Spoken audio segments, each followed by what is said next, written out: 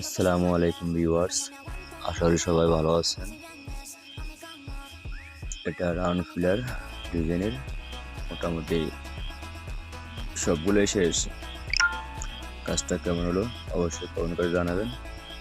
আর যারা আমাদের ভিডিও সবসময় দেখেন তারা অবশ্যই পাশে থাকবেন।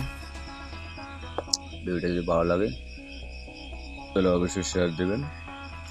আর এরকম নিত্য নতুন প্রাইসের ডিজাইনের কাজ করতে আমাদের পাশে থাকবেন। তো আজকে এতটুকু পর্যন্ত। আশা করি সবাই ভালো থাকবেন।